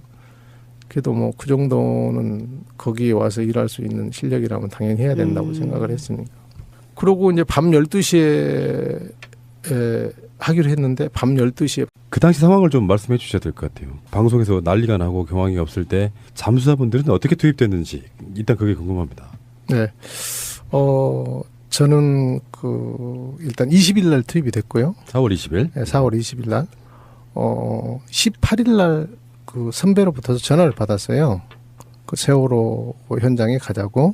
가고는 싶었는데 어떻게 갈 수 있는 방법이 또 좀 그렇고 또 솔직히 용기도 또 안 나고 그래서 어떻게 할까 하는데 뭐 TV에서 뭐 500명이 있다고 그러고 그래서 그래 그럼 뭐 안 가도 되겠다 이렇게 생각도 하고 있었는데 한편으로는 500명이 있어도 저 사람들은 안 될 텐데 하는 생각은 했어요. 그래서 가야 되는데 하는데 마침 선배한테 18일 날 전화가 왔어요. 세월호 가자고. 그래서 형 기다리고 있었습니다. 그랬는데 선배가 5분이 공우영 씨예요. 예. 공우영 재판 받으신 분. 주위에 또 일 좀 잘하는 친구들이 있으면 같이 좀 데려와라 그러더라고. 그래서 또 마침 제 후배한테 전화를 했어요. 그랬더니 이 친구도 그러더라고요. 자기 기다리고 있었다고 전화 기다리고 있었다고 누군가한테는 전화하고 올 것 같은데 형님 전화 오셨네. 그래서 그래 그럼 내일 가자 그러고 이제 그러고 19일 날 새벽에 이제 서울에서 출발을 했어요. 그랬는데 19일 날 저녁에 목포를 도착을 해서 평목항으로 들어가고 있는 중에 전화가 다시 왔어요. 전화가 와갖고 해경 경비정이 평목항에서 출발을 해버려서 지금 못 들어간다. 내일 아침에 들어와라. 그래서 돌려왔는데 가다 어디쯤에서 돌려왔냐면 목포 지나서 거기 저 수문 있고 한데 더 지나서 그쯤에서 돌려왔어요. 근데 돌려오면서 너무 의아하더라고. 사람 지금 없다는데 그렇죠. 일 제대로 못하고 있다는데 밤에라도 배가 가면 되지 않는가. 그렇죠. 해경배가 한두 척 있는 것도 아닌데. 그렇죠. 근데 왜 돌아가라고 그러지? 그러고 이제 좀 기분 나쁘더라고요. 그래서 목포에서 잤어요. 그날 저녁에 자고 다음날 아침에 이제 새벽에 일찍 일어나서 출발을 했는데 평목항으로 오지 말고 서망항으로 오라고 그러더라고요. 서망항에서 기다리고 있는데 배가 안 와요. 한 11시쯤인가? 새벽부터 가서 11시쯤이나 대서패가 온 것 같아요. 그래서 그때쯤 들어갔는데 삼천 고함으로 내려가더라고요. 삼천 고함에서 이제 뭐 간단하게 뭐 썼던가 뭐 그랬던 것 같아요. 그러고 갔는데 그러고 이제 그때 당시 그날까지 다이빙을 이렇게 세 사람이 하고 있더라고요. 세 사람이. 그러니까 뭐 그 500명 있는 사람들 많은 있었지만은 정작 일할 수 있는 사람은 없었고 그 전날 그러니까 우리보다 먼저 들어간 동료 3명이서 그날 저녁에 작업을 했대요. 아, 해경하고 해군이 아니고 민간 잠수사 3분이 네, 그때까지 잠수를 하고 있으셨다고요? 네, 그 전날 이제 잠수해서 그 전날 처음 수습을 한 거예요. 19일날 세구. 네. 그게 저희 이제 먼저 간 동료 3사람이에요. 그래서 그 전날 그날까지 배가 그러니까 한국해양기술이라는 배에서 다 잠수를 했더라고요. 바지선이 없어서 바지선이 없어갖고. 네. 그런데 이제 우리 가니까 바지선을 이제 오후에 세팅을 하고 금호 바지선. 네, 금호 바지선 세팅을 하고 이제 삼천 고함에서 대기하고 있다가 세팅 끝나고 나니까 바로 가서 다이빙을 했죠. 근데 가서 바로 가서 물시간에 맞춰서 세팅을 하고 물시간에 맞춰서 거의 들어갔으니까요. 들어가서 뭐 10분 정도 있다가 잠수복을 갈아입고 제가 아마 다이빙을 한 것 같아요. 그랬는데 뭐를 느꼈냐면요. 이거는 너무나 질서도 없고 그야말로 아비규환이구나. 우리 잠수할 시간이 돼서 잠수를 하려고 그러니까 들어가려고 하니까 한 100명 정도가 배로 올라와요. 한 100명 정도가 배로 올라오는데 전부 다 팔짱 끼고 구경하고 있어요. 그래서 우리 3명 갖고 3명이 있었고 6명이 잠수는 하는데 구경하고 있는 사람은 100명이에요. 그분들이 누구신가요? 구경하시는 분들. 그 사람들이 누구냐면은 면접 갔던 그러니까 그 아마추어 다이버들, 네네. 또 해경 교대 근무자들. 해경은 아마 3교대로 한 것 같더라고요. 교대 근무자들. 근데 전부 다 팔짱만 끼고 있어요. 아무도 들어가지는 않고. 들어가 봐야 또 그때는 안 됐고요. 그런 장비로는 안 됐고 스쿠바 공기통으로는 거기서는 될 수가 없는 작업이거든요. 그러니까 안 됐고. 근데 그게 한 3일 정도를 계속 그런 상황이었어요. 있더라고요. 그 전에까지 집에서 이제 처음에 TV 볼 때는 난 다 살 수 있을 거라고 생각했었거든요. 충분히 저 정도 큰 배가 저 정도 기울었을 때는 다 살 수 있다. 이렇게 생각을 했고 그런데 갑자기 뭐 300 몇 명이 사망을 했다고 하니까 이해를 못했지만은 그걸 막상 내가 이제 들어가서 이렇게 애들을 접하게 되니까 막 어떻게 뭐라고 할까 막 미쳐버릴 것 같은 심정이더라고요. 그래서 막 소리 질렀던 게 그리고 욕했던 거. 그게 아마 지금까지도 아마 치료를 해야 되는 부분으로도 남아 있을 것 같은데요. 치료는 계속 했었고요. 앞으로도 계속 해야 될 것 같고 인터뷰 하나 뭐 다른 사람들이 그런 이야기를 물어봐요. 뭐 그 현장 생각이 나느냐 가끔이 아니거든요. 항상 나요.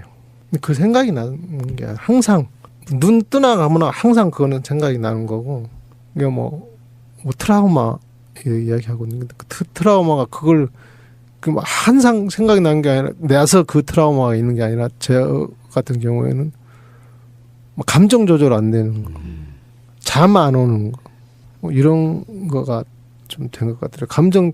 감정 조절을 가장 못 하고 있어요. 아까 그 말씀하셨던 그 머리가 몇 구가 잡히더라는 그게 아마 굉장한 충격이었던 것 같아요. 혹시 잠수사님은 30년 정도 하시면서 주로 하셨던 일이 이런 일은 아니었을 거 아닙니까? 이제 산업 다이버니까요. 뭐 항만공사, 뭐 부두, 또 뭐 해적 케이블, 뭐 주로 이런 거 공사하죠. 그러니까 이런 거는 배 침몰한 거는 어선 침몰한 거 딱 한번 뭐 해봤던 것 같고 처음이죠. 처음이니까 여기서 제가 느낀 게 정말 사람이 살아있었다고 볼 수가 없구나. 흔히 이런 이야기 하죠. 파리 목숨이라. 제가 느낀 거래요. 나도 파리 목숨이 있는 거야. 혹시 가족분들이 이런 말씀을 하셨을지도 모르겠습니다. 가까운 분들이. 그 왜 갔냐고. 대접도 못 받고. 이렇게. 근데 왜 갔냐고는 안 그랬는데요. 저도 뭐 항상 내가 그냥 하고 싶은 대로 하고 살았으니까. 저희 딸 같은 경우에는 한 달 동안 잠을 못 잤어요. 그런 것 때문에 이제 가서 뭐 위험하지 그 밖에서 그때 당시에는 욕 먹었거든요. 모든 매스컴이 그 매스컴에 언딘 잠수사로 네. 그렇죠. 여론몰이가 돼서 그렇죠. 그래갖고 그런 것 때문에 이제 잠도 못 자고 그랬던 그렇죠. 거. 우리도 마찬가지. 처음에 그래서 나갈까 말까 가자. 또 그러면 또 안 되지. 그런 게 한 몇 번 있었어요. 그런데 언젠가 어느 날인가는 배에다가 당신들이 우리 아이들의 마지막 희망입니다. 뭐 이런 프랭카드가 있더라고요. 그거 보고 내가 잘못 이러면 안 되지 다시. 그러고 또 일 잘했던 것 같아요. 이게 이제 이렇게 된 거죠. 지금 좀 이해를 좀 돕기 위해서 사건이 나고 며칠은 우왕좌왕 하던 그게 있었고 사실은 지금 잠수사님한테는 시간적으로 해당이 안 되는 것 같긴 합니다만 아직도 우리는 한 2, 3일 동안은 에어포켓이 있었을 거라고 한번 추정해보는 측면도 있고요. 네. 그러다가 언딘이라고 하는 해경의 공식 군환업체가 들어온 거예요. 네.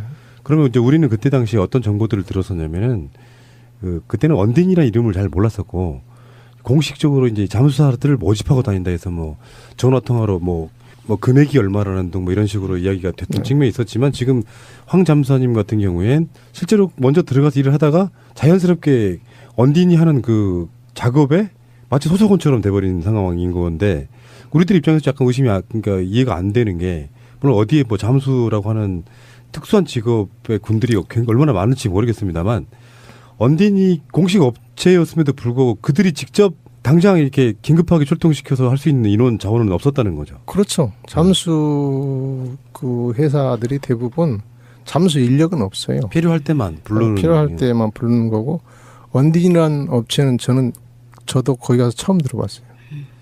내가 잠수 몇십 년 했는데 그 전에 가끔 한 번씩 어디 뭐 새로운 시스템으로 많이 한다더라 그런 말은 조금 들어봤는데 나도 처음 언딘이라는 업체는 들어봤고 보니까 뭐 상당히 국내 일을 많이 안 하고 해외 공사를 많이 했다고 하더라고요. 그래서 그렇구나 그렇게 생각을 했죠. 우리가 시즌 1에서 언딘만 주로 한 2, 3회 이상 다뤘던 걸 기억이 나는데 그 부분에 뭐 이제 잠수사님이 더 아실 것 같지는 않고 본인의 경험만 제가 여쭤보고 있는데 그때 잠수사도 한 번 사망하셨잖아요. 네.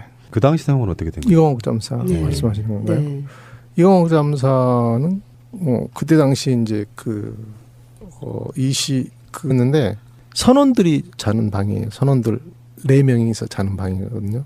선원들 4명이서 자는 한 평 반이 그 사람들도 이제 거의 칼잠을 자다시피 하고 해야 되는데 우리가 그때 이제 6명에 이제 나중에 한 8명 정도 되니까 잘 데가 없잖아요. 없으니까 거기서 쭈그리고 앉아서 잔 경우도 있었고 밖에 이제 그 방 앞에가 주방이 겸 이렇게 있었는데 그 주방에서 이렇게 탁자에서 그 유호근 씨랑 유호근 씨랑 또 한 분 가족이 계셨는데 그분은 하고 또 우리 공영잠수사랑 몇 사람들은 밖에서 그 간이 의자 있잖아요. 이렇게 동그랗게 조그만 의자 거기에 앉아서 거의 꼬박 날새는 경우도 며칠 있었고 그게 그때는 4월 달이라 엄청 추워요. 바다라. 네. 추우니까 뭐 거의 추워서 잠을 못 잘 정도였죠. 그때는. 그리고 뭐 그게 23일까지는 하여튼 그랬던 것 같아요. 4월 16일 날 사고가 나고 나서 23일까지는 그렇게 우왕좌왕 상태였는데 그 후로 나타나는 게 언딘 리베로입니까? 네. 그 후로 23일 날 언딘 리베로가 왔죠. 그 언딘 리베로가 나타나고 나서는 상황이 좀 그때 잠수사분들은 뭐 하고 계신 거예요? 언딘 리베로가 오면은 그러니까 주체가 바뀌는 것뿐 잠수사분들은 계속해서 똑같은 작업을 그렇죠. 하셨다고? 네. 그러니까 배만 왔을 뿐 뭐 다른 건 아무 관계가 없는 혹시 근데 대우나 뭐 이런 건 좀 더 좋아졌나요? 아니 많이 좋아졌죠. 첫째 뭐가 좋았냐면 샤워를 할 수 있었어요. 샤워를 할 수 있었고 잠을 잘 수가 있었고 잠을 잘 수가 있었고 나중에 물론 뭐 사람 저희 부족해서 잠잘 곳이 부족해서 컨테이너에서 자고 했지만은 일단은 샤워를 할 수 있었어요. 언딘 그 리베로가 고성에서 건조를 하고 있었다고 그래요. 네. 건조하고 있었는데 건조가 다 아직 덜 끝난 상태에서 왔던 걸로 알고 있어요. 근데 오니까 아직 뭐 샤워 시설 이런 게 아직 뭐 끝 마무리가 아직 안 됐더라고요. 그래도 하여튼 뭐 그거 보니까 우리는 좋았죠. 근데 언니 리베로에서도 그 의료 지원을 뭐 받는다거나 초반에는 그게 되게 어려웠다고 하세요. 어려운 게 아니라 없었죠. 아예 그냥. 아예 없었고 언든 리버로 오기 전에는 우리 이제 참바도 없어서 언든 리버로 오기 전에 잠수병이 걸린 사람은 해군 그 평택함이 있어서 예. 거기서 참바 감압 챔버 말씀하시는 거 잠수하고 올라와서 이제 계셔야 되는. 네. 거기서 치료 받아서 저도 23일 날 그 해군 참바에서 치료 받고 왔었고 그 언딘 리버로가 온 다음에는 그런 건 좀 많이 좋아졌죠. 혹시 상주하시는 의사분이 계셨나요? 아니 전혀 없었죠. 리베로가 왔어도? 없었죠. 전혀 없었고 이강옥 잠수사가 사망 이후에 네. 그때부터 이제 의사도 있었고 그때부터 처음에는 그때도 의사는 없었고 군의관이 며칠 있다가 이제 의사가 배치가 되더라고요. 국가라고 하는 게 이게 무슨 6.25 시절의 이야기도 아니고 현대국가 선진국을 바라보는 나라의 국가에 이런 사건이 났음에도 불구하고 전혀 시스템이 없었다는 얘기잖아요. 일단은. 그렇죠. 이건 뭐 국가라고 할 수가 없는 거였죠. 전혀 뭐 그러니까 제가 아까도 말씀드렸지만은 아비규환 전쟁터 총성 없는 전쟁터구나 이렇게 생각했어요.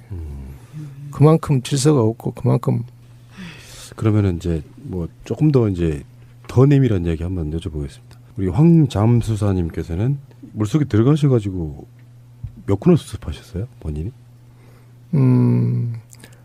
제가 수습한 사람은 정확하게 잘 모르겠어요. 그리고 저희들은 내가 몇 골을 수습했다 이거는 좀 같이 이야기하기가 싫고요. 그거는 아닌 것 같고 내가 수습을 하기 위해서는 앞 사람이 수습하게끔 만들어줬고 또 뭐 길을 개척해 놓고 그러니까 우리 전체가 다 하는 거지 그렇죠. 내가 한다 이거는 좀 아닌 것 같아요. 그러니까 얼마나 아비규환인지를 한번 여쭤보려고. 네.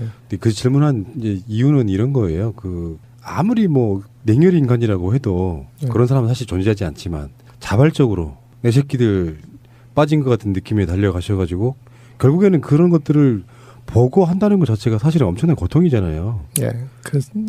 그래서 첫 다이빙에 제가 첫날 이제 그 가장 못 잊는 게 첫날 다이빙하고 이제 또 두 가지가 가장 못 잊는 게 있는데 첫날 다이빙 때 들어가자마자 이제 그때는 시야가 안 나왔거든요. 안 보였어요. 안 보이고 유리창 깨고 이렇게 손으로 더듬으니까 머리가 한 서너 같이 딱 잡히더라고요. 그러니까 내가 감당이 안 되더라고요. 어떻게 감당이 안 돼서 막 소리 질렀어요.